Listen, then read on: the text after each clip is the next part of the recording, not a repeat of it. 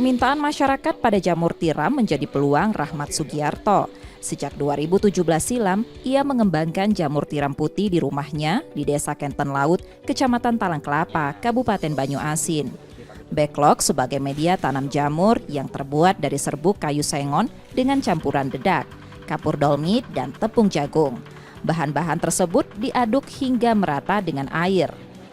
Setelah dikemas dalam kantong plastik, backlog dimasak dalam tungku bertekanan tinggi selama 1,5 jam dengan suhu hingga 120 derajat. Sterilisasi bertujuan mematikan kuman dan mikroba. Proses berlanjut ke pembibitan dengan menaburkan bibit jamur F2 ke dalam backlog. Bibit berasal dari jagung atau sorghum. Dalam ruang inkubasi, sebulan backlog akan ditumbuhi spora jamur berwarna putih. 40 hari setelah pembibitan, jamur tiram mulai bermunculan. Jamur dapat terus dipanen 4 hingga 6 bulan setelahnya. Setelah pandemi, pembudidaya jamur mengalami penurunan produksi setiap hari.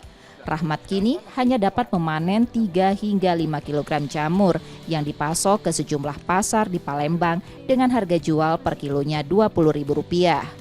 Rata-rata per 1000 log itu untuk hari itu 3-5 kilo panen tiap hari. 3-5 kilo? Iya, untuk 1000. Kalau sampai pas panen raya per 1000 bisa 15 kilo. Kalau kita pelanggan di pasar semua, karena kita sekarang kan terus terang karena pengaruh COVID itu, imbas COVID, jadi sekarang kita banyak yang jual log. Jadi log saya keluarin untuk putaran modal lebih cepat gitu kan terus terang. Para petani jamur lokal terus bertahan karena budidaya jamur masih cukup besar untuk dimanfaatkan. M. Rizky Nurmizan, Kompas TV, Palembang, Sumatera Selatan.